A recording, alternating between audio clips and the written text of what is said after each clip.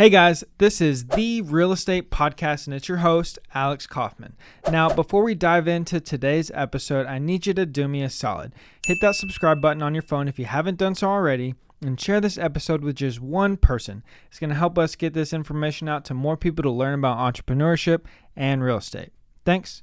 Now let's dive into today's episode. You still are going to have to talk to a certain number of people. Now look, you ain't going to cold call, fine. Then don't cold call. You don't have to cold call. I've coached people to stop cold calling and go do something else and be successful at it with the right mindset, but the common denominator doesn't change. Contacts. Yeah. Doesn't change. You got to get them somewhere. Right. So, but that won't happen though unless first, you care here. Okay, you may know you need to care, but if you don't feel it here, if your physiology doesn't match your psychology, game over, dude. All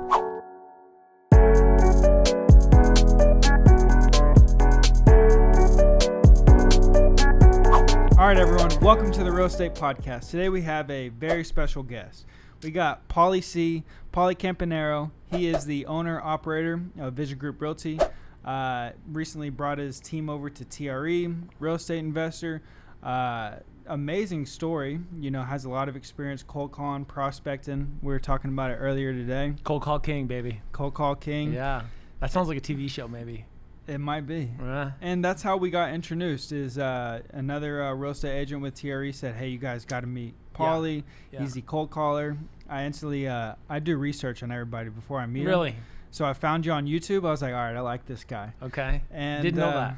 Yep. Okay. And met Pauly, and Pauly is what you see is what you get. Pauly's a very hard worker, man of God, and I'm really excited to dive into today's episode, learn about your background, just hear, how you've been able to build up your business, how, you developed building out your team and your processes and the prospecting and what the future holds for Vision Group. Yeah. Well, I'm super excited to be here. Thank you so much. I appreciate it. It's been 3 years in the making. Yep. This conversation. Almost. Yeah. Yeah. Awesome. Well, let's dive back. Tell me and the audience, a little bit about your background, where you're from, how you got into real estate. Yeah. So originally I'm from Rochester, New York, which is up near Buffalo. So Buffalo and Rochester are old industrial cities like Cleveland and Pittsburgh. They're blue collar, salt of the earth cities. Upstate, yep, right by Niagara Falls. So literally I was an hour from Canada. And when my wife met me, she asked where I was from. And immediately when you say New York, just people think New York City, right? And she's like, I'm listening to you, I don't hear the accent. I told her where I was from and she's like, oh, you're a forest person. And that's what it is, man. There's quite a bit of forest up there. Dairy farms and cornfields and you have a city center. Rochester's a lot like Cleveland actually. There's a city center, but no professional sports. But it's nothing like New York City. So I grew up pretty humble in a middle class family, and Teamsters. We were all Teamsters. So I drove a truck. My first job, 18 years old. Teamsters is a union. Jimmy Hoffa, you never seen, you heard of Jimmy Hoffa? Yeah. My uncle knew Jimmy Hoffa. He was actually president of the Teamsters upstate New York for 30 years. Long story short, Teamsters basically are the backbone of union for trucking. So it's a big deal, actually. And back in the 70s and 80s, it was a huge deal. And before that, it's an even bigger deal because they were one of the first organizations to help unionize workers. Didn't Hoffa get assassinated? Right. I know where he's buried. Yeah. No. By the mom, right? So my uncle knew him, right? And union had a lot of, special relationships. Right.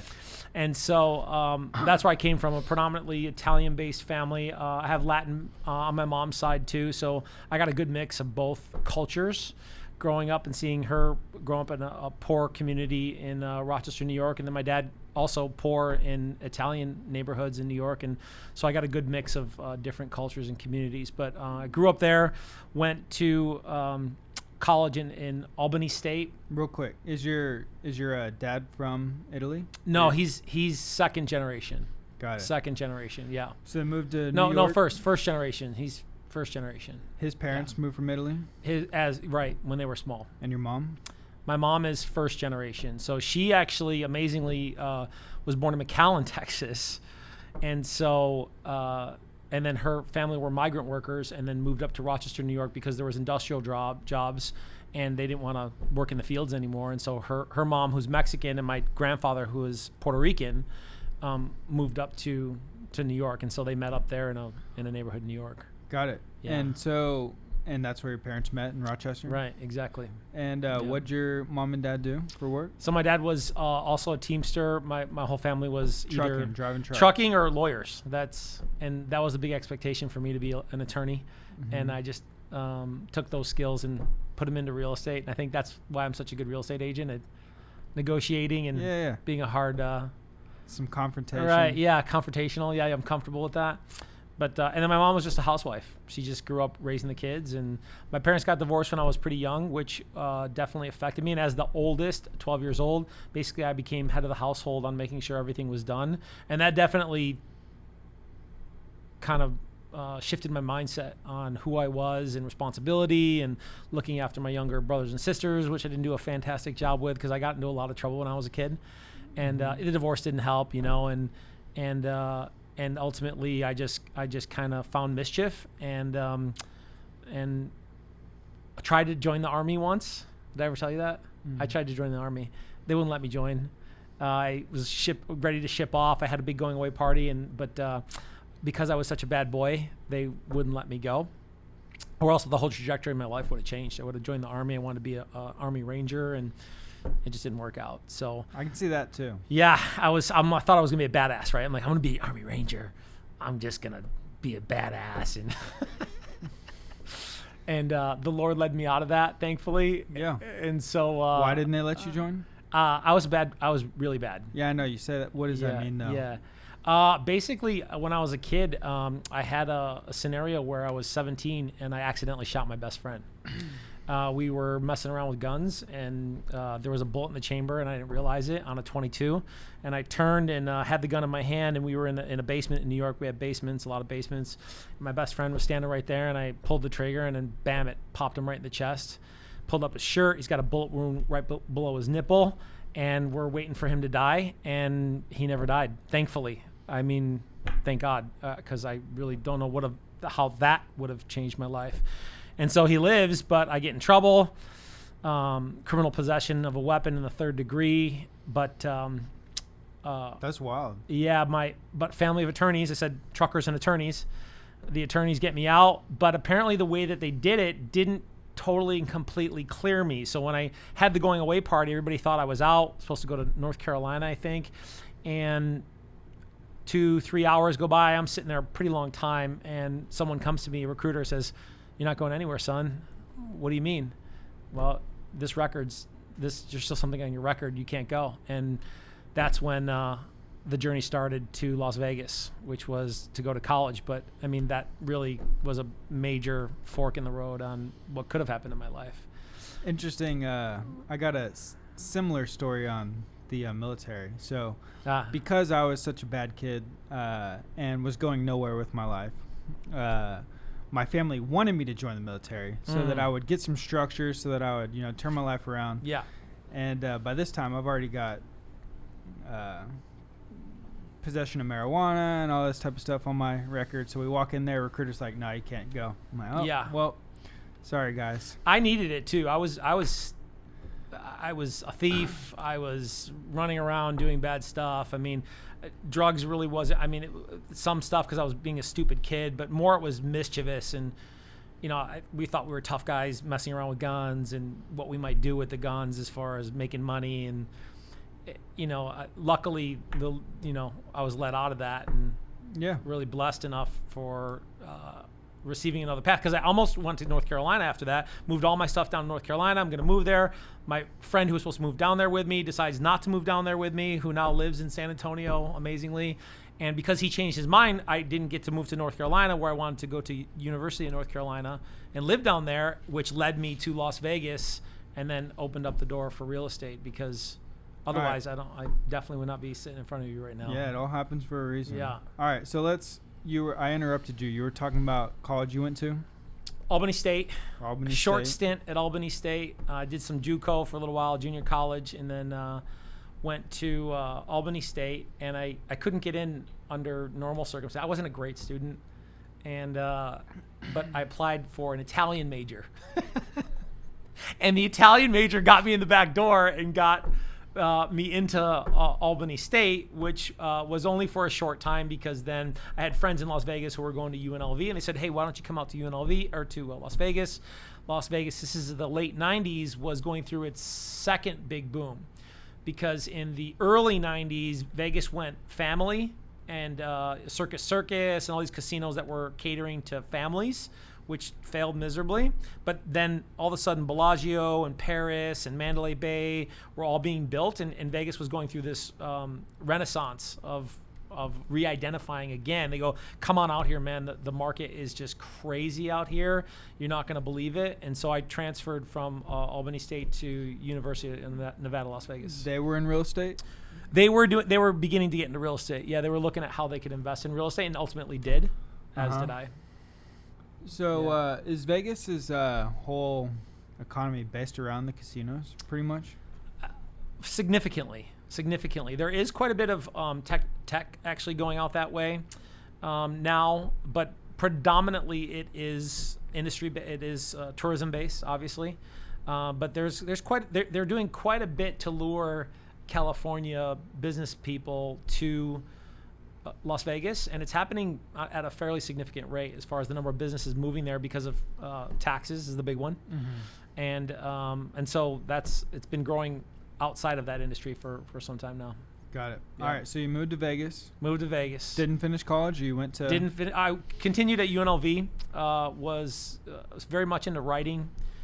Creatively, I found my niche with writing, but then when I learned how much journalists made, then I'm very quickly figured, and I didn't have a lot of support. Like, I didn't have a family scenario where I had a lot of good examples or modeling or structures on how to make the most of school, unfortunately. But so I started figuring out, what else could I do? Where are the lawyers? What? The lawyers were in my family. Yeah, I know, but what side? My dad's side. Got dad's side, but and they weren't really pressuring you. And I wasn't as connected. My family in New York is a huge family, like big traditional Italian family. My mom's got 5 brothers and sisters. My dad's got 5 brothers and sisters, and so there was a lot of family. But on my dad's side, who were more educated, they I knew 5th, 6th, and 7th cousins, but I mean, not so much in regards to the influence on me that were the 3rd and 4th cousins that were attorneys who I knew, but just not necessarily providing that direct. So there wasn't really pressure necessarily. No, but there was this expectation, like, to do something. Yeah. It just wasn't a direct, heavy pressure. Just, don't be stupid. Don't screw up your life, and that was pretty much the. All right, I got it. The initial influence from my parents. All right, so didn't really finish college. Didn't finish, so I got into the Strip. The Strip was easy to work at. Back then, there was a lot more opportunities even than there are now, because what does that mean? There were so many casinos opening up year after year, and so every 2 or 3 years there was a new casino opening, so there was tons of opportunities to be able to work somewhere and make pretty good money. Initially, I worked at this restaurant called Lutece at the Venetian. It was a very famous restaurant in New York City, and I got in as a food runner, and I was making about $100 a night, which, at that time, 21 years old, I thought it was pretty good. And then I just kept bouncing upwards to better and better restaurants, which obviously equaled better and better pay. I worked at the Eiffel Tower restaurant overlooking the Bellagio water show, or at the Eiffel Tower replica. I was making $300 or $400 a night. Running food? No, waiting table. So there was it was a team service. So there was captains, back waiters, and then bussers, and I worked my way up to captain, and that was a pretty fun experience. Did you ever work in back of the house? No. Always front of the house? Always front of the house. Yeah. I'm high maintenance. I want to be on the field. Yeah. Yeah, I wanted to. Well, you're on the field. Yeah. And back of the house too. Yeah. Yeah, that's true. Well, we had one of those open kitchens, so the kitchen was open where as soon as the elevator doors open at the Eiffel Tower restaurant, you actually open up right to the kitchen, and then you walk around into the restaurant. And so, yeah, I mean, people were on stage for sure. But it was an amazing experience. I learned how to present well, how to communicate with all different types of people, millionaires and billionaires, to people whose are spending their last penny to be in Las Vegas and have a good time. Mm-hmm. And so it was a huge learning experience on how to deal with people and the importance of that, and how much money was out there. That was really my first exposure to, wow, there is a lot of money in the world, and people are just throwing it all over the place. Yeah. That was pretty exciting, actually, to see somebody spend, we had once a $16,000 bottle of wine, Mm-hmm. and get to taste it, right? And get to be part of these affluent parties and backdoor soirees soiree, word of the day, on on how these situations that most normal people wouldn't get to be part What's of. a soiree? A soiree, so Party. French for Upscale party. party. Yeah, upscale party. I'm sitting in a room of 12 people with LeBron James or Floyd Mayweather. Were you? Yeah, it was, and you got to see them intimately behind closed doors. It was pretty cool, and very quickly I got calloused to like not being intimidated or awestruck with famous people. Mm-hmm. It was okay. Look, they're people too, and some people are really cool, and some people are not. And they'll give you a funny story. It's Las Vegas, so there's beautiful people running around everywhere, and obviously people gawking and gazing. But the single most gawked table that I ever experienced was when Bill Gates was sitting with Warren Buffett, just the two of them, and they're gonna have dinner, and I mean every eye's on these people, right? And especially the guys, they're just like, oh my God. You realize how much money's sitting at that table right now? And it was the most boring meal you could ever think of. Like, they both ordered Warren got some chicken nuggets or dry salmon with no Coca-Cola. It was terrible. They didn't order no wine. Neither of them drank. Neither of them had anything extravagant. It was like a $100 dinner combined, which in that restaurant, our average ticket was $114 a person. Right. So it was a pretty upscale restaurant. But it was... The server was upset. Well, we got the bragging rights to say that, we took care of Warren Buffett and Bill Gates at a table. So, and Mike Tyson almost killed me once at a restaurant in Las Vegas. For pouring his water. So I side story, right? He comes in, he's high as a kite, right? Like, and he's with some guy that you look at him and you're like, he probably shouldn't be hanging out with that guy, right? He's like, just looks like somebody who's not a nice guy. Is this prime Mike? This is post prime Mike. Like after, so 2001, I think I opened. No. 2004, I opened the Wynn Hotel, and I'm at SW Steakhouse. So I moved to SW Steakhouse, super high-end restaurant at the Wynn Hotel. We opened that hotel, and Mike comes in maybe a year or two later, so maybe 2006 or 7, and then I'm pouring he's lit up, right? His eyes are just bright red, and you can tell he's messed up. And I'm going to pour his water, and as I'm pouring his water, there's a little trick in fine dining where you turn the bottle a little bit, and by turning the bottle, it prevents from drippage to occur, right? To not drip it on somebody's hand or on the table, and it's just this, little trick, right? And so as I'm turning it, like Mike just snatches my hand, right? And he did it fast, right? I didn't really see it coming. So he snatched my hand, and we're both standing there, and I'm looking at him, and he's looking at me, and I'm looking at him, and he's looking at me, and I'm like ready for pee to start running down my leg.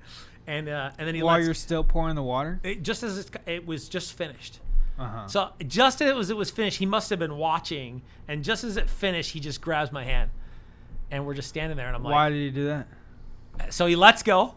Uh-huh. And he looks at me and he goes, and he gives me a wink. That's pretty funny. And I look at that. I look back at my partner, my waiter who's I'm partnering with as a team. And I'm like, you saw that, right? And he's like, I saw that.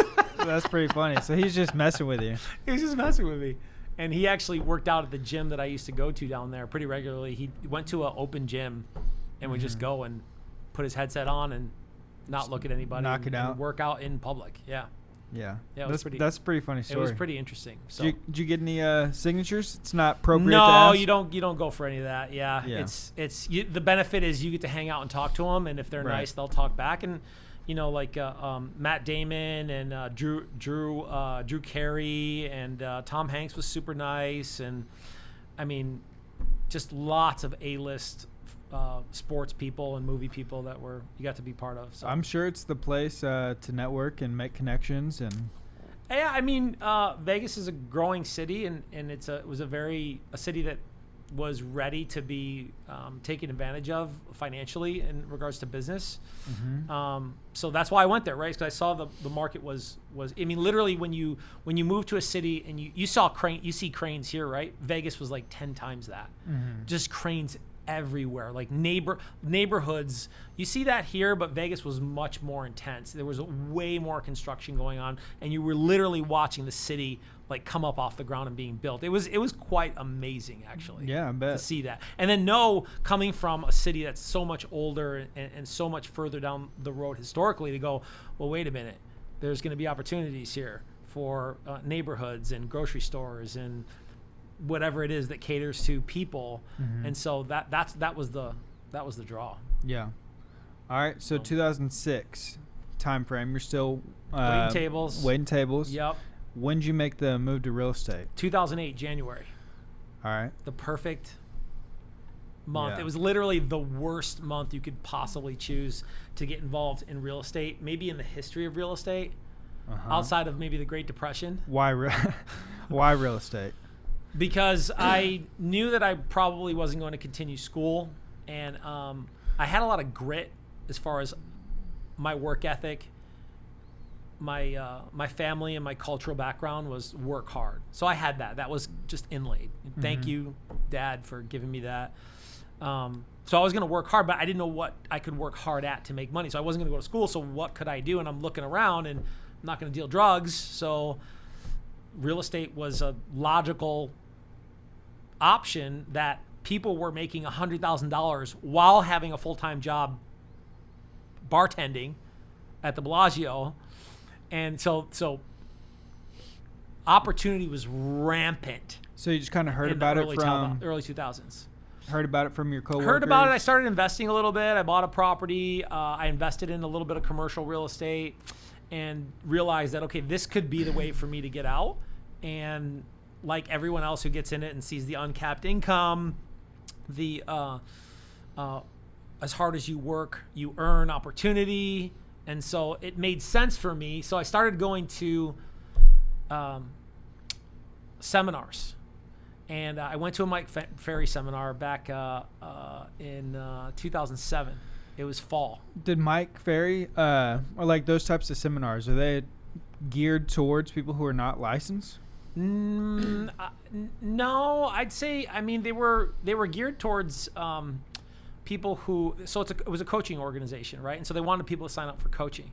And so they were offering coaching $1,000 a month for 30-minute conversations once a week. And I didn't have the money. Like, I was not making much money. Nor were you a real estate agent. Nor was I a real estate agent at the time. But I started going to the conferences because I'm like, let me see what this is about. And so I got licensed, but I went to one.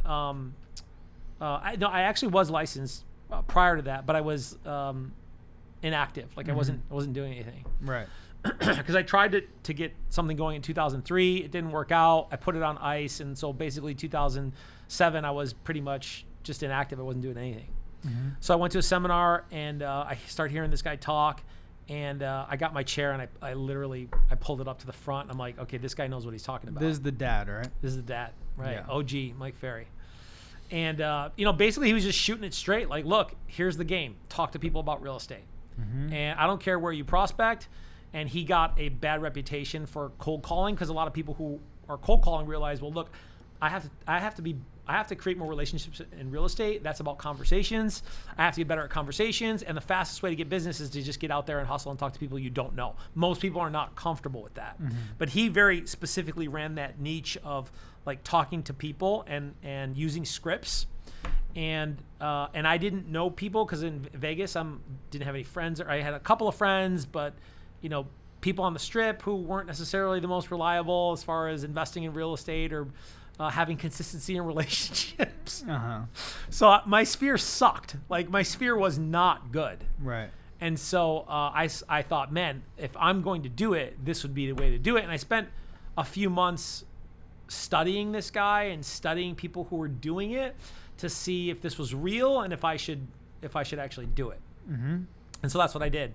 And once I realized that after going to a few conferences that there were people who were like me, who were no smarter than me, who were no better than me, but who were making, $200,000, $300,000, $500,000 at the time. And I was like, wow, that's a lot of money at the time.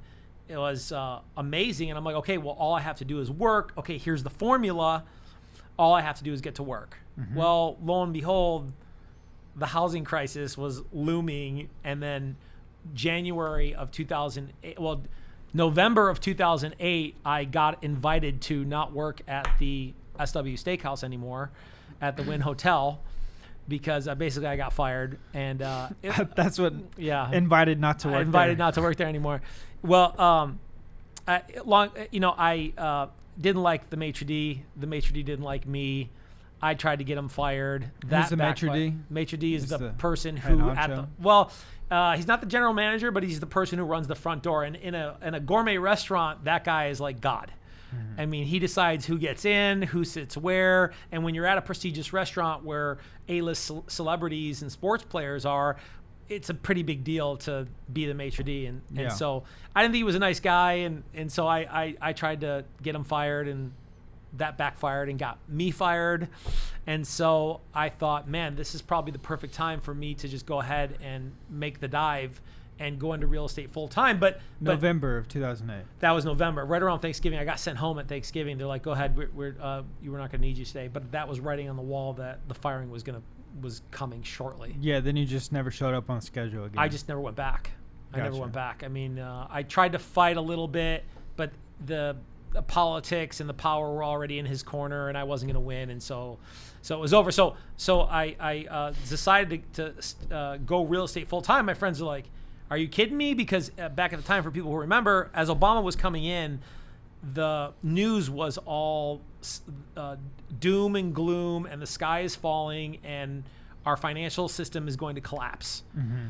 And so I'm sitting here telling my wife, and I got a 5-year-old and a 2-year-old. I'm like, you know what? I think I should get involved in real estate. And she's like, no, this is the worst time to get involved in real estate.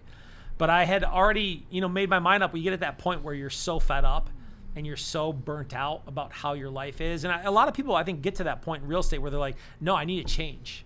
Mm-hmm. And that's where I was. I was at a point where I felt I had to burn the boat. Yeah. And go full time. And I didn't have much money, man. Like I maybe had 2 months of income. And what was your wife doing at the time? She was hair. She was doing hair. She was a hairstylist. She's always been hair. She's always been in hair. Yeah. And color specialist, and she's amazing at what she does. And so, but I mean, that wasn't making significant enough money for me to be comfortable and go full time in real estate. We still had little kids, and part of the deal was that she did that so that she could be home with the kids and be there for them on a full time basis. And so. Right. So it was a huge risk. Yeah. It was a huge risk for me to go January 2008 and go, okay, here it is. November and December, it was that no man's land period where I had to figure it out and what am I going to do? Decided to do it. And then January, I just took January as, okay, come January, I'm going full go. Mm-hmm. Well, I'm sure, I'm sure you're making good money at the Wynn? I was making great money. What's great money? $400 a night. For waiting tables. Yeah, I don't know. And my insurance was still the best insurance to this day that I've ever. They gave you insurance Oh, too? The insurance was amazing. It was a fantastic insurance, which I think binds a lot of people. They get comfortable. They make $70,000, $80,000, $100,000, and their insurance is killer. It's a hard gig to get out of for a lot of people. So at the time, though, you're making what, like 45, 50K? No, more than that. No. 5 nights a week? 5 nights a week. Yeah, 400 times 5. That's 2,000. 2, 4, 6, 8. Yeah, 8, you're making a lot. Close to 100. But were you going to do this for forever? And that was cash in my pocket, like no tax on that. Like, yeah. So that was a 100+ a year gig, waiting tables, drinking and eating great food at night, which my wife wasn't crazy about. I mean, I shouldn't be running around drinking on the job, which was happening. Right. So it wasn't a great environment to be in. And Vegas was still Vegas, there's a lot of drugs, prostitution, people gambling problems. Are you a gambler? I'm not. Never gamble? I've gambled before, but I gambled more when I lived in New York before I moved to Vegas. Because once I got there, I'm like, dude, I don't want to. I'm not frugal, but I don't like throwing away my money. Yeah. If I spend it on something, like I want it to do something. Right. And just gambling my money away like that just didn't make sense for me.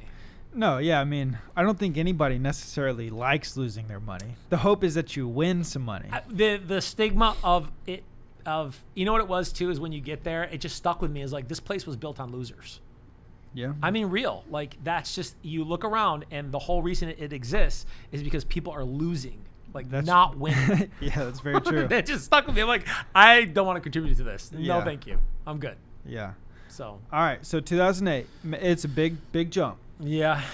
Huge Had jump. 2 months worth of income. Huge jump. Scary. So, how'd you make the jump? I put Mike Ferry on a credit card. And I said, okay, and I looked at it as student debt. That's the way I looked at it. I'm like, okay, I'm going to spend this money. It's from people who are further down the road, who know a lot more than me. I was scared. I really didn't have the money, and I put it on my credit card, and I go, okay, this is student debt. That's how I looked at it. And so I hired a coach, and I went into real estate realizing that, okay, I'm going to have to figure out something called a short sale. And, short sales are when you owe a certain amount, but the property's value is below that amount. And so selling short sales were quickly becoming a thing. And then by my in my first year, we were already doing them. We were doing them in my first year. Well, so how'd you decide what brokerage to go with? Prudential was the big dog back then out there before they switched over to Berkshire Hathaway. And so I just wanted to go with some place that I felt like had a lot of credibility and notoriety. When you joined them, what were they saying about the market and? I think there was still a lot of apprehension back then about like what was really happening. Like there wasn't, there was fear obviously, but I think people in the real estate industry naturally maybe try to spin it like everything's going to be okay. Right. And so there wasn't a real direct acknowledgement that like, hey, this is going to get bad. Mm-hmm. And so not until it started to get real bad where people. And so were like, it wasn't bad at the time. I mean, the writing was on the wall that this is not good, and then prices began to fall, and so the overall energy around it was, okay, this is bad, and we don't know how bad it's going to get, but this is definitely bad. Mm-hmm. And so, but still plenty of ways to make money. There were, and I didn't move fast enough because I had friends who were connected to the right people that ultimately established relationships with asset managers for foreclosures, and I have multiple friends who made millions of dollars that way because they were connected with the right people. And then once I realized that was the game to play, I was too late to the dance. I tried to get a date, and it was over. All the maidens had been taken. Right. So that didn't work out. And you're talking about asset managers for the short sales to list. For foreclosures. Gotcha. Asset managers for foreclosures. So I didn't realize people were going to the strip clubs and hanging out with asset managers and buying them lap dances to like get that relationship. Right. For there was a little bit of exaggeration, but not much really. Yeah. Like actually that kind of stuff did happen. I believe it. But I didn't understand, and I didn't have the right. What were they doing? Listing the foreclosures for the banks? Right. Exactly. Yep. And so they received lines. They were called lines. And those lines were basically a stream of foreclosure listings from the bank. Now, you still had to put up whatever you needed to do for electricity or the clean out and then be reimbursed. And so it was a process. And there was quite a bit of cost involved in regards to, your net income. But in bulk, it was a bulk model, right? In bulk, it was making quite a bit of money. Initially, I'm sure there was some takeoff time to be able to get to that point of profitability, but ultimately it was a very profitable endeavor for them. What was Mike telling you to do? The same thing. So you're seeing all your buddies do that, get the lines, and what's Mike telling you? Prospect. That's what Mike, prospecting. Mike's never going to change, man. Fundamentally, he's the strongest in the business, fundamentally, right? Which is, look, real estate's about relationships. Cardone said, he never said this, but Cardone said this, which was the core of what Mike teaches. Even to this day, in another week, I'm going to head out to Vegas to see him one more time because he's got to be towards the tail end of his career. He's almost 80. Mm-hmm. your problem is not that you don't make enough money. That's not your problem. Your problem is you don't know enough people. Yeah. Or enough people don't know you. Right. Or, this is my addendum to it, is that you know enough people, but you aren't in a relationship with them. Right. And so that's what Mike preaches. Like, look, you got to get out there and talk to people. You're going to have to talk to more people, and then you're going to have to tighten up your listing presentation as far as how you qualify who you're going to do business with. Because at some point, Vegas got to a point in time where approximately 90% of the business was short sales and foreclosures. 90%. Right. I mean, almost no regular sales listings. For listings. Yeah. But it was incredible. I remember that when I remember hearing that, right, and just being astonished. Yeah, it's a lot. Yeah. But people buying them up. I mean, was there demand for that? Investors. So there was a and this happened a little bit when the pandemic hit. And when the market shifted again in May of 2022, or 22, right? May of 2022, we peaked. It was actually mid-April we peaked, and then we didn't see the stats until May. Right. But there was that transition period where everyone was like, "Whoa, wait a minute, something's going on," and then there was like a freeze. Yeah. People like froze up. What you guys experienced here in Austin in the pandemic and then in May 2022 was nothing compared to what happened in Vegas. Vegas was like in the same time period or 2008? 2008. Yeah. 2008 was like two different scenarios. Total. As well, but yeah. Total. But the freeze in 2008 was unlike anything you guys have ever seen here. It just locked up and I think we got down to like maybe it was like literally like 800 or 900 sales in a month. When the numbers compared to what Austin typically runs here, 3,000, somewhere around there. We run pretty close actually. Statistically in regards to how many properties sell, but it locked up, right? And then everyone's like, okay, nobody's buying. Right. Inventory just started 12,000, 14,000, 16,000. Maybe it was 18,000 we peaked out somewhere. And everybody's just like, oh boy, this is bad. And there was a period of 6 months where I remember going and going to sellers and going, look, if you don't price, you see here is the lowest. You need to price below the lowest. That's sold. So and if that's not the lowest that's active right now, you better be $5,000 to $10,000. Well, let's say 3 to 5% lower than the current active. Because if you're not 3 to 5% lower than the current active, look, you're not going to sell. Right. Or you can be there, but your features and benefits need to be way above the competition. Right.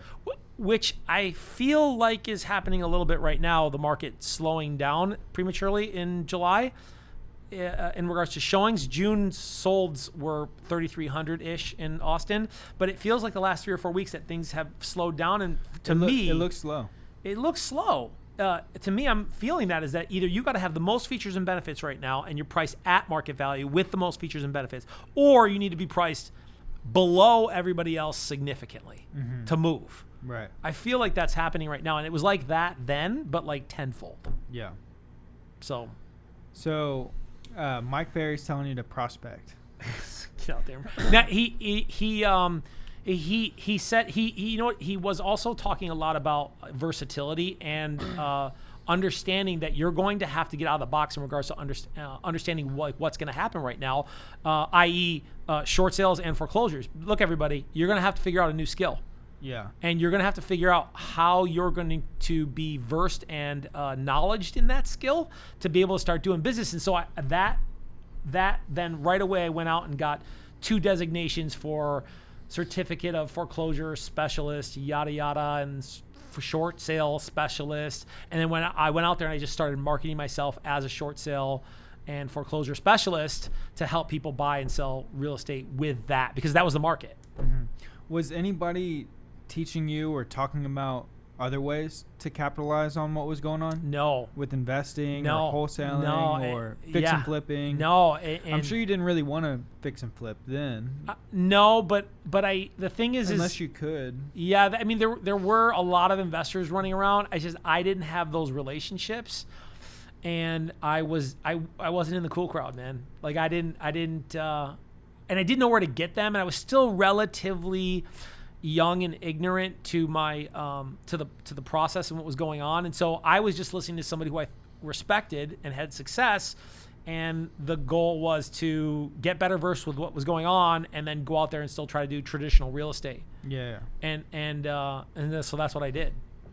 So 14 transactions the first year, 2008, Which is really good. that was like doing 30 transactions because it took 6 months to close a deal. Yeah. For a short sale. And by the second year, the banks had lowered for short sales and foreclosures the commission to 2%, while the average price point to a home by the third year, 8, 9, 10, by 2010, somewhere around there, it dipped to 118,000. From 3? 3 upper threes, Yeah.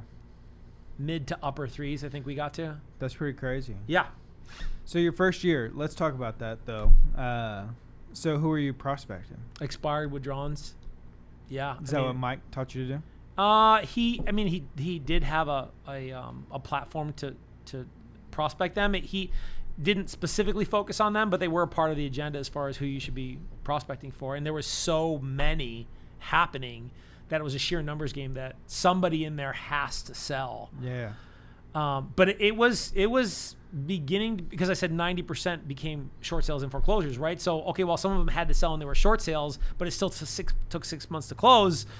Like, you're looking for something else, right? And Right. it just wasn't coming, and there was no end in sight. And so, the next year, I think it was 26. Well, off those 14, that's how many it was? Mm-hmm. Off those 14, how much money did you make? Give or take. Yeah, I remember. Commissions. It was around 50,000. So your first year, you did take 65. It was more than 50,000. you took a 50% pay cut. Yeah. However, I bet also restaurant activity also probably slowed down that year too. It did. So It I did. mean, you would have probably taken a hit there as well. Not as badly, because in Vegas, you'd be shocked, man. I'll tell you, the real only downturn we experienced significantly was like a week after 9/11. 9/11 happened, business died off, and Yeah, then well- we didn't see it did slow down. It did, Yeah. but not like a 50% decrease in It income. may have even picked up. I mean, Yeah. in a recession, people will probably spend a lot more money on alcohol and gambling. And Well, and you would be shocked how many people were coming from South America, from Canada, from Mexico to invest in real estate. And when there's blood in the water, man, the sharks start circling, and Right. that's exactly what was happening. Is people were coming to Las Vegas because they knew that there was opportunity. yeah. So All right, so you did take a 50% pay cut. yeah, How's that going over with the I family? didn't think about that. Thank you for that. Was Well, it was a big deal, right? Yeah, For you to make that switch. yeah, and then Was it struggle then for the family and It support was. and everything? yeah, for sure. A lot of doubt. Like, should I be doing this? This doesn't look like it's getting better. Right. And the second year compounded that. Like, I doubled my business, and I still was struggling. Mm-hmm. And then I doubled my business again, and I was still struggling. I did 50 some odd deals my third year. By yourself? Yeah, by myself. It's a lot. Yeah. And I had friends in California and New York, and they were telling me about their average price point being $500-600, and this is how much money they made. And I'm like, either we got to move or I got to get out of real estate. Like, this is not working. Right. It was tough mentally, like, for sure. So, Uncle Marty, that's his name? Why are you bringing up Uncle Marty? Well, I'm just wondering because you're talking about you doing this, 14, then 28, then 50 some odd deals. So the reason I'm asking that is I'm trying to put together, like, where'd you witness a team or a call center or Uncle Marty? Uncle Marty. Well, that's a great segue. That's when I did meet Uncle Marty, right? And I won't say his last name because for Sorry, Uncle legal. Marty. Sorry, Uncle Marty. You see this? You know who you are. But I met Uncle Marty's partner. He wasn't my real uncle, by the way. It's just joking around because he was from Buffalo, so we joked, and he was Italian, so we joked around. We were Goombas, which Northeast Italian means you're cousins, and he was with a partner who was running a short sale operation, call center. Somehow his partner prospected me. I go in and they got this whole operation of a call center. I mean, there's like a DJ in there and like there's like lights and it looked more like a nightclub than a call center. It's kind of like Wolf of Wall Street. Kinda, but no cocaine and and hookers, right? So, but I'm sorry, but it was a funny environment because I was like, wow, this is really happening at a high level. It's like, yeah, we're prospecting for short sales, and we're actually looking to acquire short sales under market value because at that time you could acquire a short sale for a little while, even 15% below market value, and then those margins began to shrink a little bit, but you were able to acquire short sales for below market value. Hey, this is Alex, and I'm the co-owner of TRE. Since the beginning of time, real estate has created more millionaires than any other investment, and I want to get you involved in a community that will help you achieve your goals within real estate investing. I know you don't have the knowledge, connections, or resources to start investing today. Most people spin their wheels over and over and over without ever actually taking any action to successfully start investing. That's why I want to get you involved in our community so that you can get the hands-on support, training, and meet the other members that you can start doing deals with in order to start investing in real estate. You need to get in the room with the right people who can help you achieve your goals and get the hands-on support and one-on-one training that you need in order to start investing. Just click on the link in the description to join the entrepreneur community today. So there was a market for that. There was a market for just doing short sales, which they were doing. And then that opened up my eyes to, wait a minute, there's another way, which actually led into the next phase of my business, which was short sales and doing those in bulk. Yeah. So what's the other way? Having a team and creating a short sale machine. Because you're pretty much doing this by yourself. All by myself. Yeah. Transaction coordinator. Right. But even within the brokerage and stuff, not really working with other people or no, just hustling. Yeah. Just hardcore hustling, man. Who taught you to do all this? Mike? People in the brokerage, I'm sure, helped with contracts. Yeah, it was the coaching. I think it was that mentorship that said, okay, here's what you have to do. Here's your numbers. I mean, one of the things that I love about that initial organization was I got taught to run my business like a business. Track your numbers, create a process, right? Create systems. Yeah. How can you create conversation that's formatted in a way to create results and extract the information that you need? And so that spoke to me because I was looking to build something real, right, not just hustle and grind. And while I had the hustle and grind from my family, like I understood that there needed to be a way for me to work smarter, not just harder. Have you heard the term or heard anybody say that one of a realtor's most active activities is running errands? Have you ever heard that? Yeah. So Mike Ferry, of course, taught you, all right, this is a business, treat it like a business. You're going to work every day. As opposed to, I think a lot of realtors are people who get their license, like, oh, I'm going to sell a bunch of real estate, and then they don't really have the right structure or infrastructure in place or discipline to really go out there and implement something like well, you could be, I know Darren Hardy said this, but I'm sure he got it from Jim Rohn or something, like you could be busy but not productive. Mm-hmm. And for hence sure. running errands. Yeah. I mean, you're doing a lot. You're doing a lot, but you're not being very productive. Right. And that's a death trap for sure. Always. Right. So I knew that, and I knew that the hard work was the answer, but I also knew that there needed to be an evolution of how I was working and how I could evolve into something better versus just like gritting and grinding and trying to knock it out. Right. So you see Uncle M's operation. Uncle Marty operation. I'm like, wow, this is amazing. And it's funny that you brought him up, actually, because I didn't really see the when you talk about especially when you're interviewing other people and you start talking about their path, and then you start seeing patterns or how things opened up. So I didn't realize that till just this conversation on how that led to me being open to the investor who came into my life. So I saw Marty's operation, but I was fledgling financially. Like I felt like I'm not making enough money. I mean, I was paying bills, but like just barely, and getting every deal to close was like pulling molars. Like it was just painful, man. Right. And the pay was just not good. And so I said, you know what? I closed, I think it was 52 transactions my third year. I go, you know what? I think I'm done.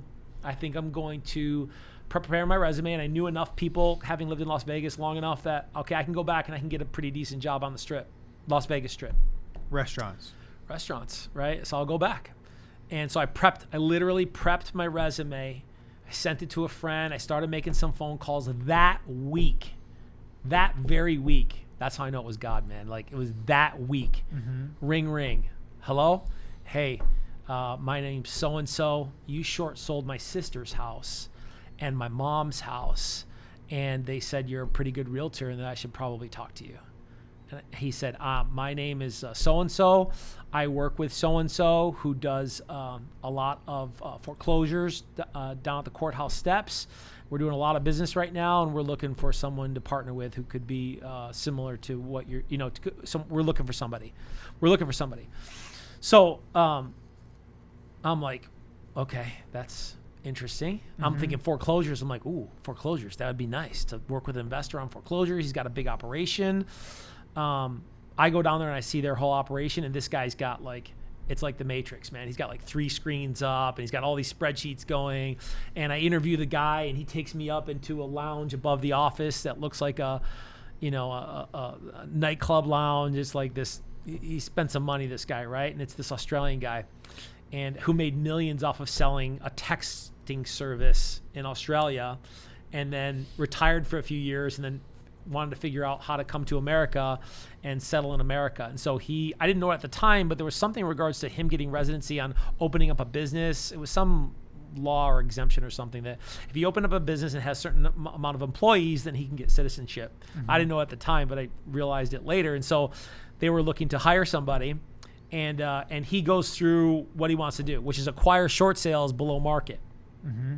So he vets the hell out of me, right? What are they doing with them? Just holding them? He wanted to hold them. Rent them out? Rent them out. Yep. He could see the writing on the wall, right? Like a lot of smart people, and said, okay, well, I can buy these for pennies on the dollar. I'm just going to hold them, and then I'm willing, they're cash flowing. Yeah. And we're going to hold them. And I said, great. And he asked me what I was doing and how I was doing it. And I told him about all the prospecting and tracking all the numbers. And then he backtracked all the data and then basically figured out, okay, well, if we had this many callers and we were doing this many people and this many contacts, how many deals? And because I knew through coaching, I knew my numbers at a pretty high level. He's like, okay, this guy's, I think this guy's the guy. And on the spot, he's like, how much are you thinking for pay? I said, well, I'm thinking, 50,000, this and that. It's like what? Salary, right? No commissions? Well, I'm like, well, if I get 50,000 plus commissions, plus a portion of the commission, then I could probably do pretty good, and it would be a lot less hassle than I'm going through right now. Right. He goes, and I didn't realize it at the time, but I was like, oh man, God sent me an angel. He's like, why don't we do 100,000 and this and this and that? And I'm like, without putting this shit grin on my face, I'm like, you know what? Let me talk to my wife. As soon as I got in the parking lot, I'm like, hey babe, I'm staying in real estate. Yeah. Because this guy had offered double what I had asked. Yeah. And I thought that was this blessing. He was being all generous. I didn't realize until later that he was trying to spend more money so that he'd get qualifications. Somehow that was in accordance with whatever money. How much he had to spend. Or how many positions he had to fill and yada, yada. Should have said, hey, let's make it 2. Right. I was so ignorant. I had no idea what I was walking into. How old were you at the time? I was in my early 30s. Okay. And I had no idea. And I wasn't prepared either. I walked in I was just going to talk to this guy, and then he's making me an offer, and I had no idea. He's the owner of the investment company? Right. How big was his team there? He had, because he had a construction team, he had an administrative team, he had an acquisition team, so he had to have probably 10 or 12 people. It's a good operation. It was a little operation. Yeah. But then he says, well, I want to do short sales. And I'm like, oh, God, more short sales. I'm like, I don't. What didn't you like about them? Short sales are just treacherous. They're long. Negotiating with the bank. You're negotiating with the bank, and it takes forever to get to hold of somebody, and then it needs to be processed, and then it needs to be reviewed. And yeah. And so, but he was going to front everything A on. one-word answer takes 2 weeks. It was just unbelievable. Listen, you've never done a short sale, don't do it. Like, just don't do it. Just give it to somebody else who can do it and take a referral, because it's mine as well. You'll probably make more money giving short sale referrals than trying to do them. Yeah. It's just terrible. So here I am in the short sale game now, and he hires me as Why did he want to do short sales? Just because he could get them dirt cheap from the banks? Because he can get dirt cheap. Yeah. And then whatever the rest, I'll make some money off of it, but you'll make a smaller commission plus the base. Right. I'm like, okay, cool. I could handle that. So what I did was just basically figure out, okay, how many. So Uncle Marty's program then helped me figure out, okay, well, how could I duplicate that? Right. And the mistake I made was not putting more people on sooner, because the guy's like, well, why don't we just hire 20 people? And I'm like, no, we don't need 20 people. 5 people, 4 or 5 people. Looking back, I'm like, you dummy. Like, you should have took that and put 20 people to work. I was afraid of the mess. Right. Because I didn't understand. Yeah. Right. And that's a great testament to figure out what game you're playing. Because if you don't understand the game, then you're not even actually playing. Right. You may even not even, you can't win or win to the extent that you could because you don't understand the game. Right. And that's exactly where I was at. Like, I didn't understand the game. He was already a big thinker in that regards, and I should have been following him and just going, okay, let's do it. Let's make the mess. And it would have been a disaster. But we would have, this is how much, with what we were doing, which was 3 to 4 ISAs, right? Inside sales agents making calls, we were generating 18 listings a month on average. Well, but why were y'all listing them? Because some of them were not we were doing probably 2 to 3 acquisitions a month for him. Picking the best ones, listing the rest. Exactly. Got it. Yep. That's exactly what he did. Got it. Yeah. Makes sense. So that's all from the bank. All from the market so we created a third-party entity that was an entity that we were promoting, provided options for people to figure out how to avoid foreclosure, how to take advantage of a foreclosure and short sale program provided by the government. I can't remember the names of them now. There was 2 programs for people who were in foreclosure and short sale, and a refinancing program from the government. And we provided ourselves we proposed ourselves as consultants, which we did have designations for, to help people figure out what was going on, knowing that a majority of them were going to have to freaking short sale because there was no way out. They were too deep. Yeah. We even created a short sale calculator that could figure out if you had X amount of appreciation over the next 10 years, where would you end up at? And it was like hopeless. Like, I was like, listen, just get out of the property. It's a failed investment or purchase. Next time. Move on. Right. Move on. All right. So you had 4 or 5 people there. Y'all were cold calling. Y'all are, marketing company, talking to these people. Who's going on the appointments? You? Me. Only? Primarily me. 85% was me. I had my brother-in-law who I recruited, who was in real estate also at the time, I was nurturing into a mini me, was doing some appointments and Spanish appointments because he spoke Spanish, and there was actually a fair amount of Spanish clientele too. Mm-hmm. So, all right. So you're doing this 2010? This was 8, 9, 10, 11. Okay. So that year we took 169 listings that year. Wow. So I went and we closed 129 of them. And are you still working with the brokerage? No, he recruited me to come to his little boutique brokerage. He had a brokerage. And so I left Prudential to Got it. to Makes go there. sense. Yep. Okay. Yeah. And he didn't have any other agents working. He had one broker, and another agent who was doing admin. So he really didn't have any agents, like active agents. Right. So you did this all 2011? Yeah. How many lists? 162? 169. 169? Yeah. It's a lot. How many properties y'all buy? We bought closer to like 30. It's a lot. Yeah. Yeah, it was like 20. He had a property management division. He did. Everything. Yep. Smart guy. He was a smart guy, man. The guy who's a wizard on freaking. He taught me a lot about Excel. Yeah. And how to do Excel cheats and stuff. And I'm like, this guy's freaking brilliant. Yeah. And he was a blessing though, man. He saved me. I mean, without that, I honestly don't even know where I'd be, because I would have went back to the Strip. I mean, I probably, once things cleared up, would have come back to real estate again. But I mean, that would have put me in a totally different boat, because in that, then I learned how to platform my skills to like teach other people and to run an operation. I didn't really know what the hell I was doing, but I was learning while I was going. I was building the plane while I was flying the plane. And so that's where I got my itch for understanding that, okay, actually one of my gifts are pouring into people and encouraging people and helping people grow. And then that's where kind of coaching began. Yeah. That's where what began? Coaching. You coaching others? Well, I was coaching the team, right? Right. And I was reading good books. The Five Lencioni's book, 5 Steps of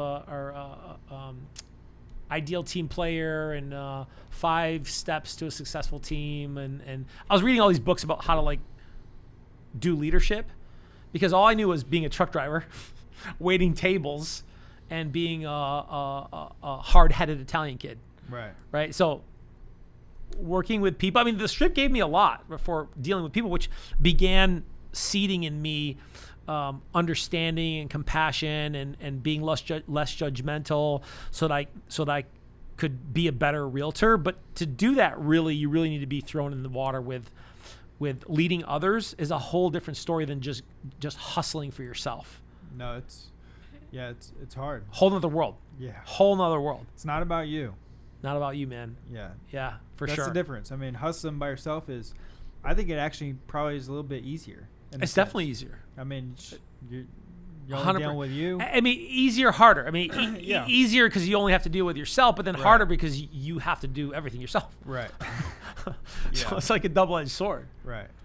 All right. So 2011. Did it go to 2012 or what happened? It went into 2012. It only went for a year, and then the market shifted. And in 2012, you could feel it. The faucet was turning off. It began to turn off because in 2012 and 2013, the Las Vegas market began to recover. I mean, think about this, man. 2008, 8, 9, 10, 11. Yeah, 4 years. 12. So I was 11 into 12. It was like mid 11 into mid 12. 5 years of hell. I mean, we've seen nothing like it. It was just absolute horror. So 12 was the beginning of recovery, and then the investor said, you know what? The margins aren't there anymore. You weren't able to purchase as below as you could. Yeah, this doesn't look like it's going to work out. There's a pretty high failure rate on short sales. I'm going to switch the model up, and I think I'm done. You want to stay? Would love to work with you and do whatever you want to do, but I really wasn't interested. I was ready to be done with all of that, and so I went back to the old brokerage. Got it. The big brokerage. All right. So when did you move to Austin? 16. Why? I got recruited. Austin? To Austin. Yep. What was the pitch? The pitch was, you're awesome and you should come. So I got, as the team began my interest in coaching, and so I started developing coaching for Berkshire Hathaway back then, and they had something called the Success Center, and the guy who ran it was a former Mike Ferry coach, Rick Barabee, great guy. And he said, hey, why don't you help me out? And so I went there, and it was a little prospecting center, and they were promoting it as a place for people to go and learn how to make cold calls. And because I had so much experience with that, then it was just a natural transition for me to help people with that. They found a way to make it a win-win situation for me to spend time with that. And so I began to do that, and I began to develop classes, and that's actually where I began to develop the playbook. Back then, I have this playbook of scripts and strategies that the team uses now, and that's when I began to develop that. And so I did that for a couple years. That began to grow. More and more people attended. I began to coach people, actually have people pay me to coach them. through the brokerage, and I got pretty excited about that. And so you really enjoyed pouring into coaching, Yeah. and helping and mentoring. Yeah, That's great. I my knack for understanding the conversation with going from like, how do you go from cold to warm? Right. Some people are really good at that naturally. They're expressives, right? They're empathics. Like they want to understand. Like my wife. My wife could be in the grocery line with you, and in less than 3 minutes, she's pretty much gonna know your whole deal. Yeah. Right? There's people like that who are natural like that, but those people are like, 15 to 20% of the population. Right. Everybody else, we're just weirdos, right? Like Yeah. we were weird in the room. Like we're standing up, we don't want to talk to anybody. Right. And that was me too, right? Yeah. So to survive when the housing crisis hit, like I had to understand how to fast track this process of getting into a relationship with somebody. And because I was analyzing it all the time, initially for me to survive, and then in ladder with the team for the team to grow, like to make it, I was so intensely focused on like what's working, like what's happening, what's getting responses, what's not getting responses. I used to go to Mike Ferry's prospecting school, and I was lucky enough where I got to be friends with Patrick Ferry, the son, one of the sons, right? Because there's a few of them, right? Tom has the coaching organization, and I would go, and I was so energetic, and like I was a little loud, and I was a little, I wouldn't say obnoxious, but I was bold on the phone. I didn't have any problem challenging people in a respectful, professional way, but in a way most other people wouldn't, Right. as far as getting comfortable. And so because of that, he said, "Hey, look, why don't you you can come anytime you want. Just when I have them on the days, just come on up." And I would prospect around top producers from all over the country, who are paying like $300-400 for 2 or 3 days to go prospect. They're paying Mike Ferry. How about this? You get agents to pay you to prospect. Right. That's brilliant, right? So and they were top producers, and so I was sitting there listening to all these people on how they were prospecting and what was working, how they were using the scripts, and how it just wasn't 1, 2, 3, 4, 5, 6, 7, 8, 9, 10. It was about asking good questions and utilizing questions off of the questions, and so all of that combined to this love of understanding the conversations to connect with people. Mm-hmm. Now, look, I still want to make money. Right? I'm doing all this for money. Right. But I knew that as I was getting good at that, I was getting good at that for me, and then also helping people figure out how to do that, which then helped grow this understanding where, wait a minute, like I can coach other people. I can create an organization around this. And as I was an agent, then I began to create this coaching stable while helping the brokerage do what they were doing. And I got pretty good at that. And then ultimately, I got recruited because I was looking for a way out of Vegas. And so I was sniffing around nationally what was going on. And then once they got a look at me, then they began to recruit me pretty hard. And you have 2 children? 2. And how old were they in 2016? Must have been. So 16, Dominic's 13 at that time. And then Liana's 11. No, 10.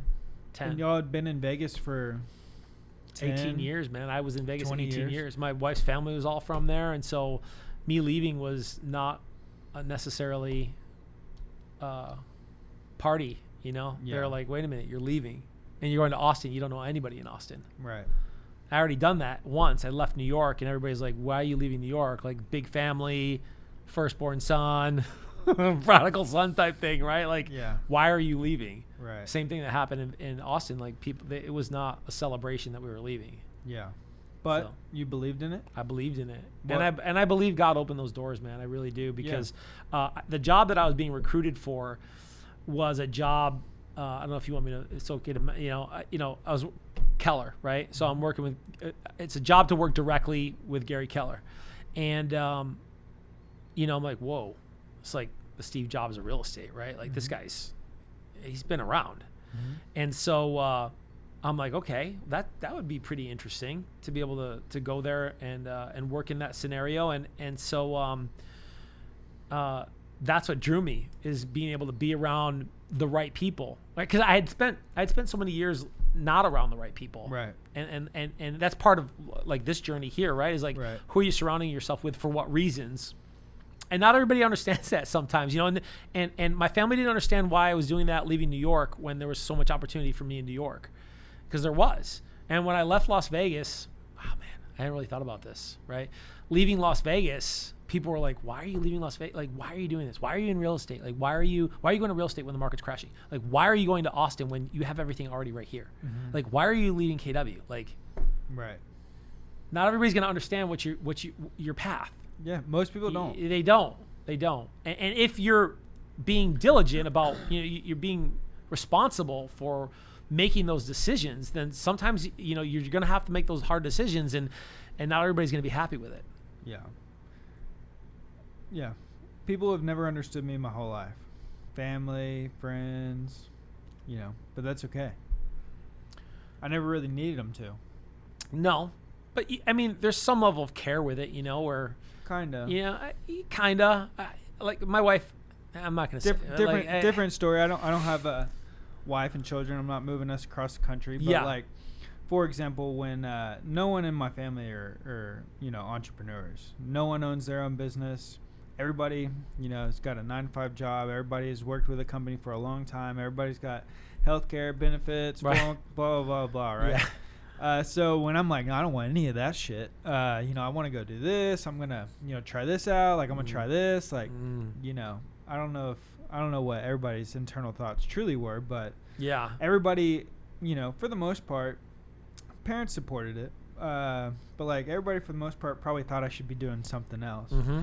However, it paid off pretty well. And understandably too. I mean, people are trying to protect you. Yeah, they love you. I'm not knocking it at all. It's just I've always just kind of moved to the beat of my own drum versus everybody else's. And I felt a calling too. Like I felt called to. I always knew I was going to leave Rochester. Always. I always knew that. I always knew I was going to marry a Spanish girl. And it's funny because my wife, she's like, I always knew I was not going to marry somebody from here and somebody from across the country. It's so weird, and it's like almost like a made up thing to say, but like it was true. Like it's like you feel something in your life and you're called to it. You feel something internally really drawing you. Like those things are real, man. To me, they're real. Yeah. So moved to Austin, and take a new opportunity. Yeah. Nobody here. No one here. How was it? Maybe maybe you don't know. I'm sure you do. How is it kind of for your wife restarting her? She hated it. Hair business. She hated it. Well, because she's got to restart too, right? Yeah, but that wasn't a problem. Susan is amazing. Like my wife. If my wife was first of all, she is a realtor. Okay, yeah. But she got licensed to help me out, and then when she got licensed, the pandemic hit, and so it was pretty much over as soon as it began. But she's amazing. Like her energy and her ability to connect with people is like a 1 out of 10. She's like a 20. Yeah, she's amazing. So people and getting re-engaged, being successful. Like as a hairdresser, she could be 100 times more than what she is, but she doesn't want to be because the kids have been her focus and being there for them and raising them, which is, thank you, Lord. Like it's been amazing, and our kids are awesome. Yeah. But it wasn't hard for her at all to reacclimate and to get that going. And maybe not. I was just curious. Yeah. No, but she hated Austin though. She hated Austin. Why is that? It took her like till yesterday. No, till it took her a few years, really, because Austin's so much different than, she's from Puerto Rico originally. And then she lived in Florida for a short time, but then moved to California, and she lived in Southern California just outside of LA. Well, LA is LA, right? And I'm from New York. And I'm not from New York City, but I'm still a New York boy. Yeah. And then we lived in Las Vegas. Those are all very, very different places than Austin, Texas, and the South. Just like busier culturally. It's very, very different. Different attitude. Different. The way socially people interact with each other is different. I'm not saying better or worse. It was just very different. In what ways?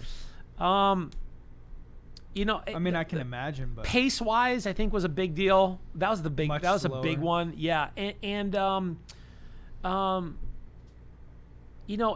The South is an interesting place. Like it's a very nice and cordial place, but I think the South actually is a lot more like other places that the South doesn't like than they actually realize. Like What the do you South, mean? like the South is very tribal.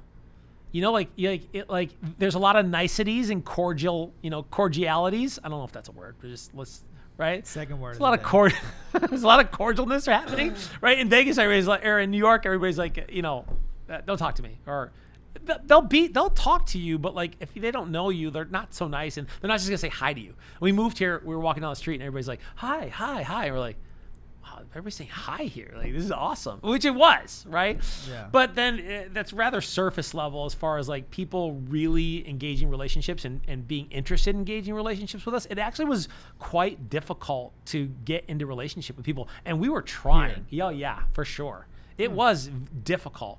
Like we'd invite people over again and again and again, and like people just wouldn't come.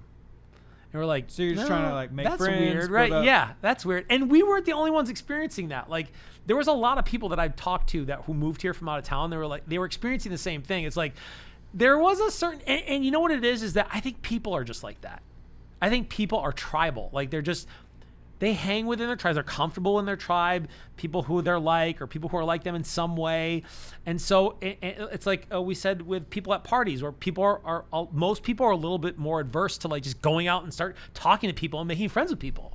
And so I think there's an element of that in the social aspect of as far as establishing relationships and building relationships with people. And so we experienced that here. And it was just as hard, I think, as it would be anywhere else.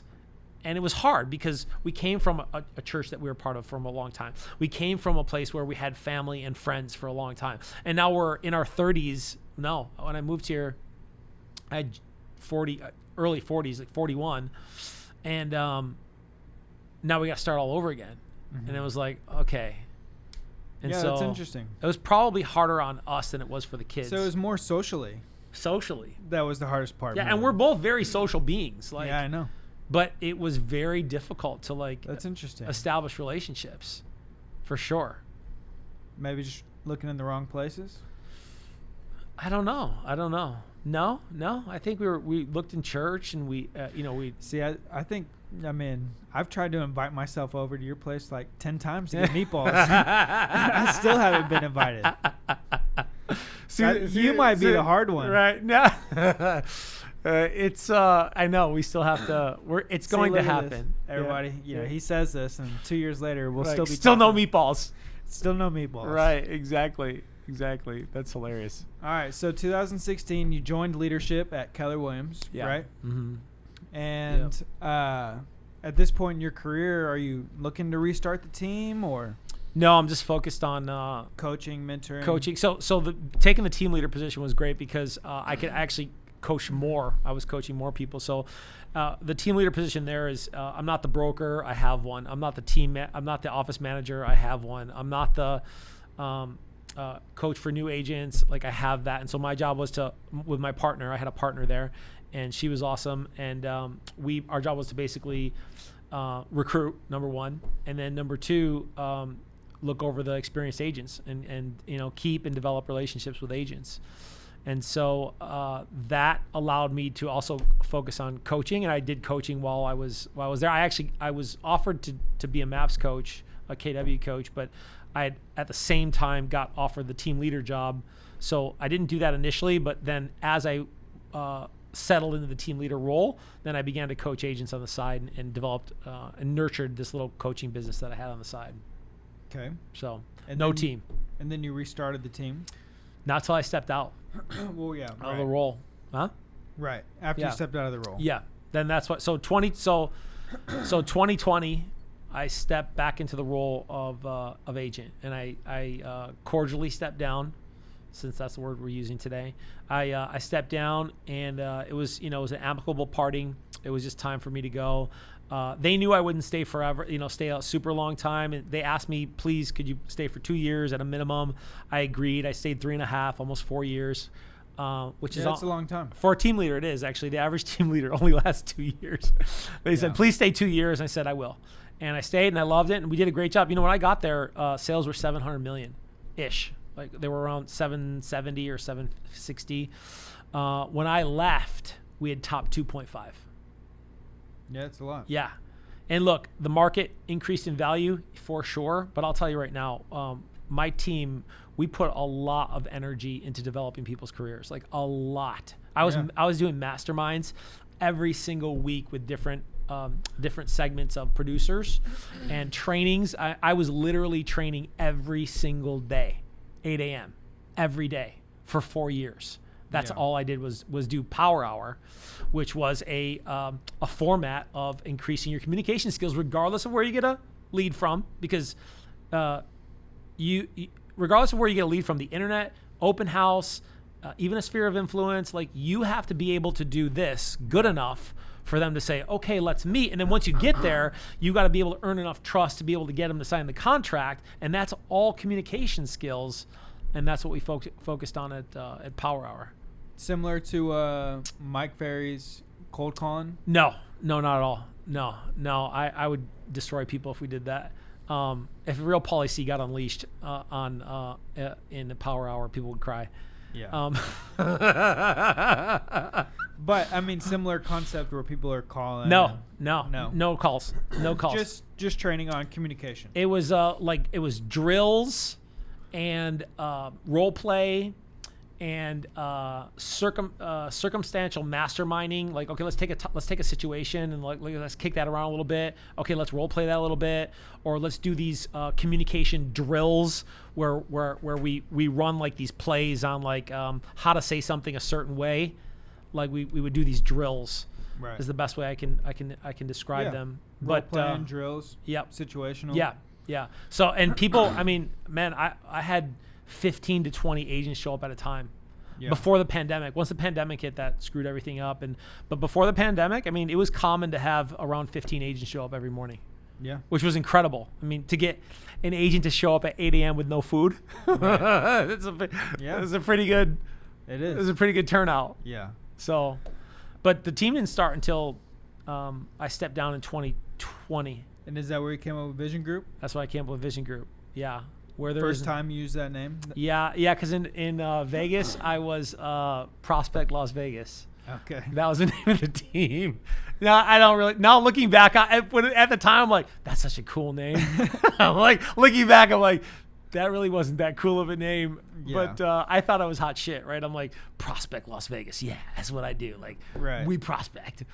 And, why Vision Group? Because where there is no vision, the people will perish, right? Proverbs 29:18, right? And I think, and we turn that a little bit in regards to understanding your vision as the client, right? Because if we want to understand your vision, or at least help you understand your vision, so that when people have a vision as far as what they want and what they need, then that can provide clarity and the power to be able to serve them.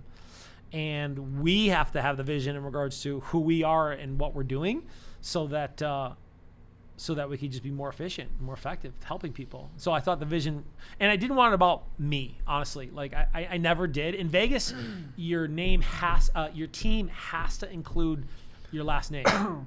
So you can't have a team unless your last name's in it. And I hated that because it was Prospect Las Vegas Team Campanaro. Yeah. And Campanero's not that marketable. Like, it's not cool. Like, Teifke. Right.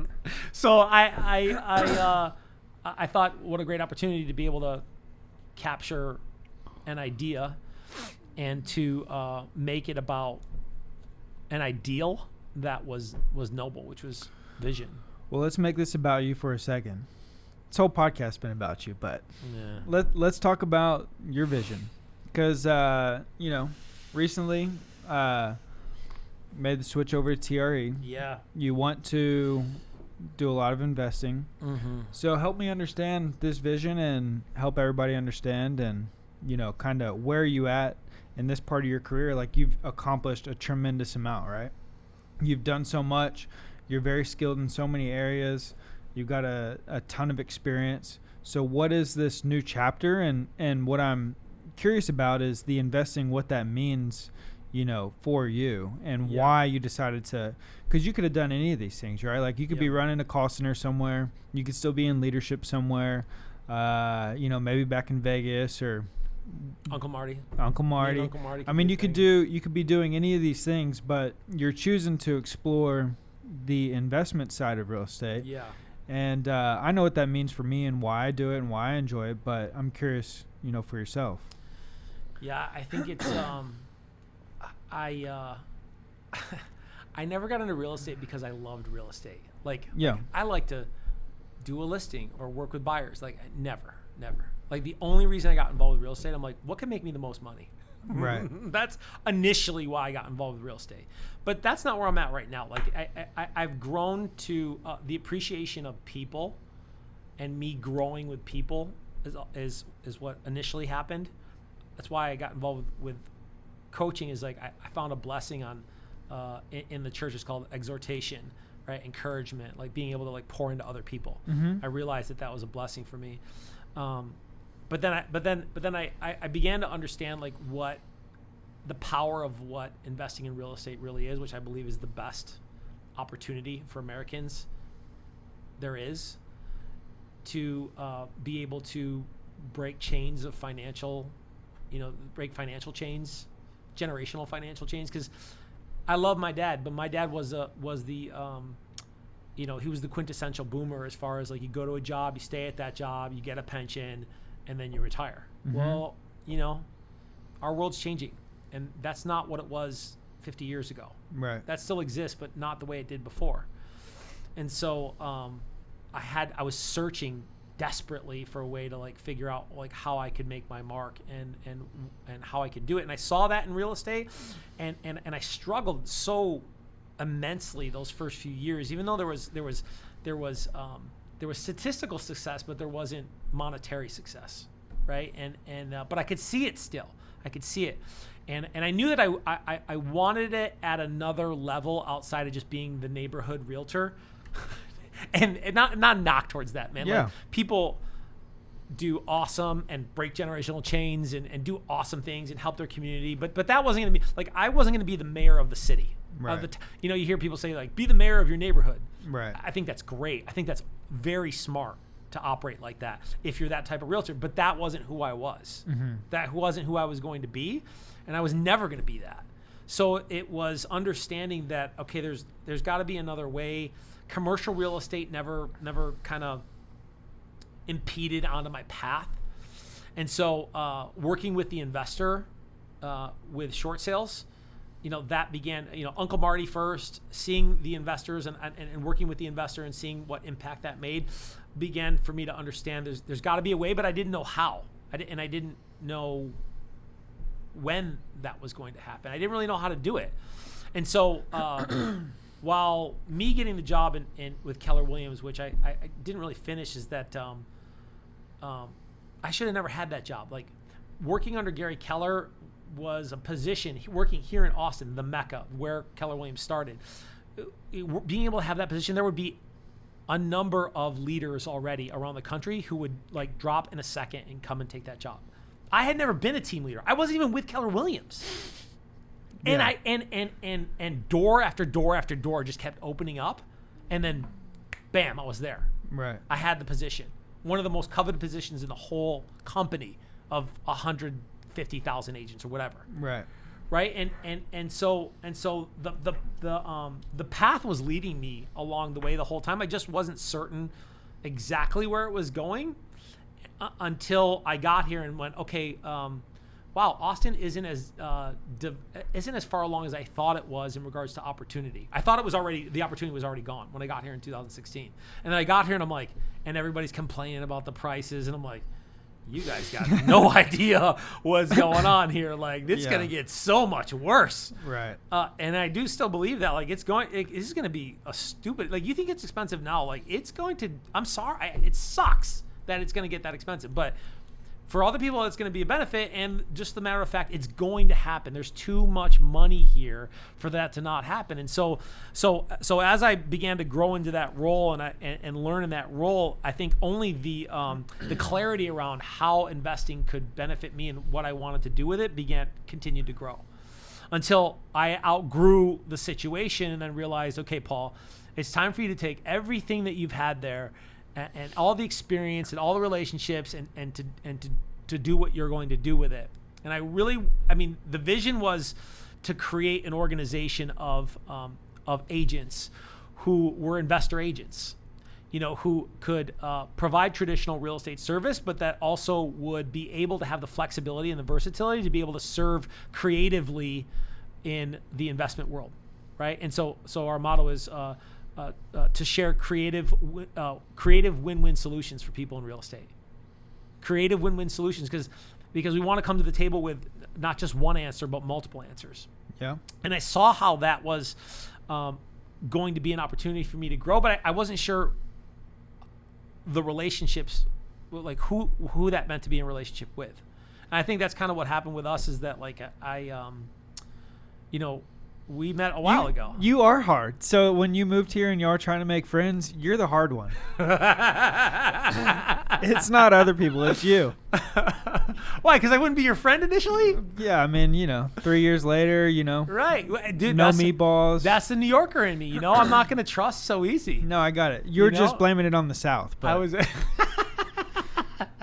So, you weren't sure who to go in relation with. Yeah, and so... but what does it mean for you, though? Like, what is your goal? So, organization of investor agents. I get it. Mm-hmm. That's TRA. That's what we do. Mm-hmm. It's what, we believe in. It's who we are. So I understand that. But, like, for you personally and for your team and for your family, like, what is your goal on the investment side? So the short-term goal is 50 doors. That's To the short-term own. goal. Yeah. Why 50 doors? Because that's the number that I backdoored in regards to the passive income to earn on a monthly basis.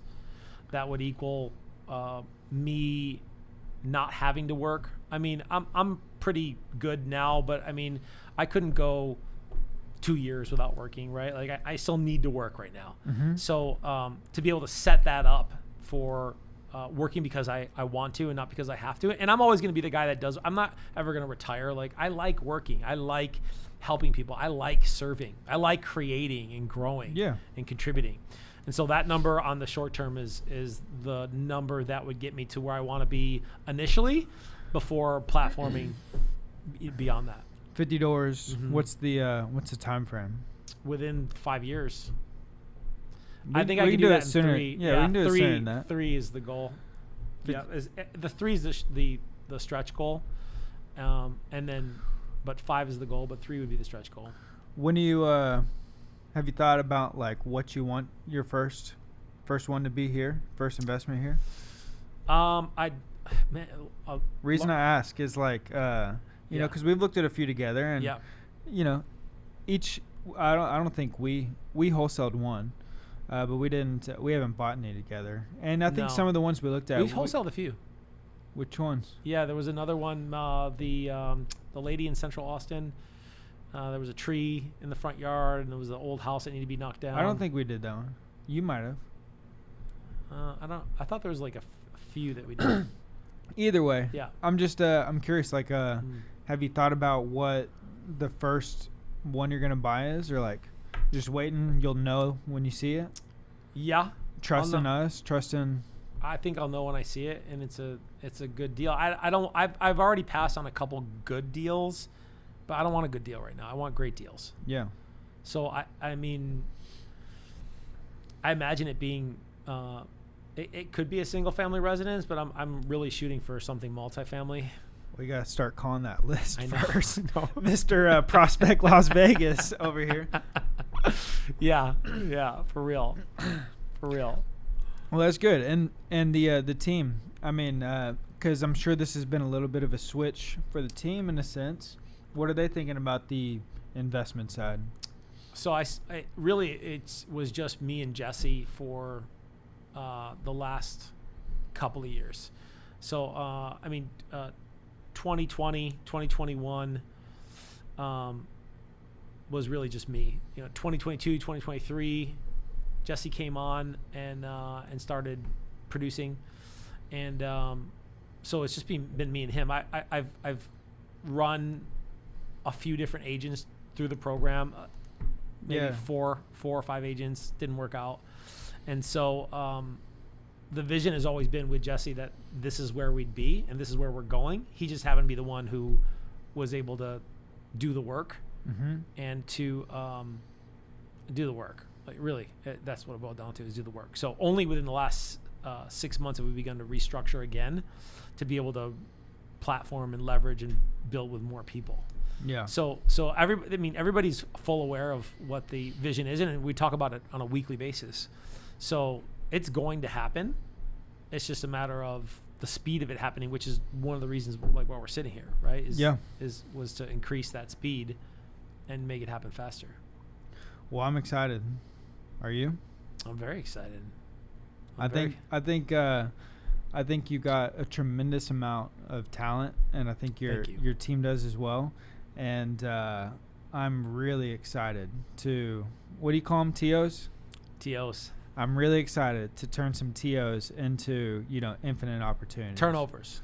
TOs are turnovers. Yeah. It's completely missed.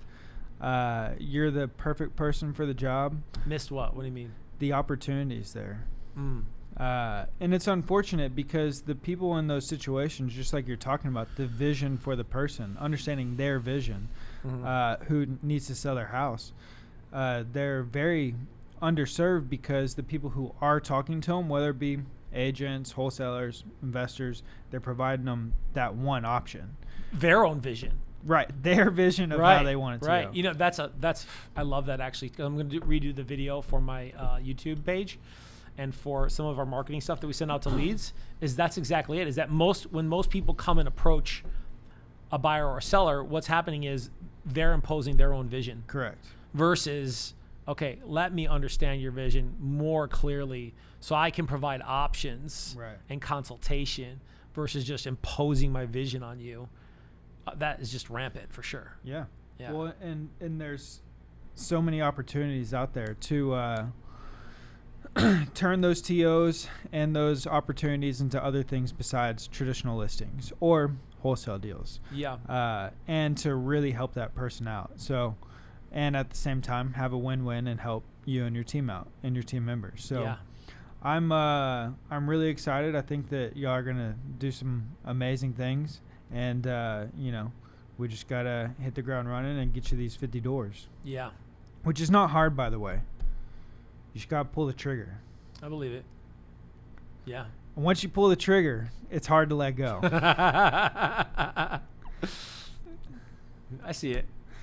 Pauly, how can everybody get a hold of you?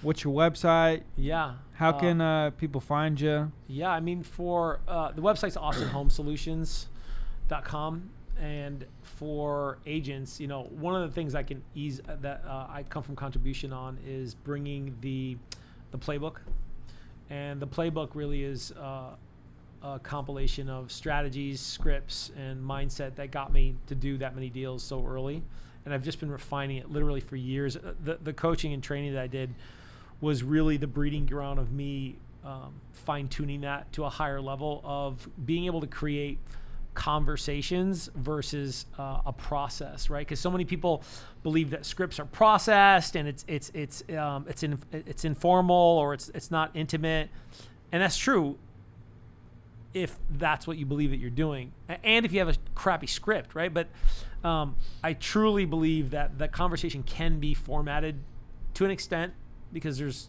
all of these questions off of the questions that help you create intimacy in the conversation based off of what that person specifically is talking about. And yet there's still an overall strategy for creating and carrying and closing conversations. And the playbook really has changed people's lives, man. Like, seriously, It's about to get a few new plays. Yeah, I love it. We're working on them right now with what we're doing with this morning, actually. I think I fairly fine-tuned the investment conversation fairly well, but that's what gets me going, is being able to provide that. And the playbook, you can email me, paul.visiongroup@gmail.com, paul.visiongroup@gmail.com, and I'd be happy to send you guys a free copy of the playbook, because it seriously has changed people's lives. I mean, some agents, Alex, literally millions, man. I mean, I have already. Yeah. I've literally made millions off of it already in my career. But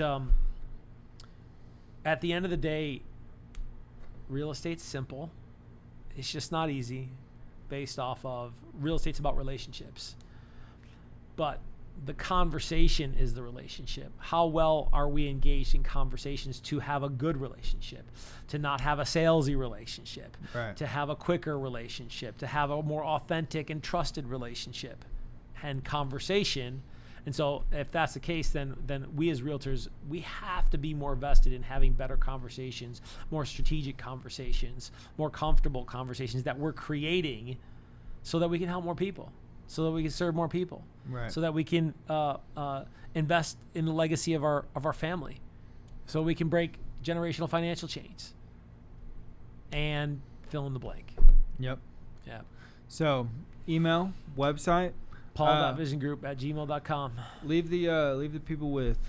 You may have just said it, but give the people one last piece of advice. New real estate agents, new real estate investors, somebody who is about to make the switch, move across the country for a new opportunity, leave all the family behind. Someone who's about to make the jump and do something. What's the piece of advice you got for them? Care.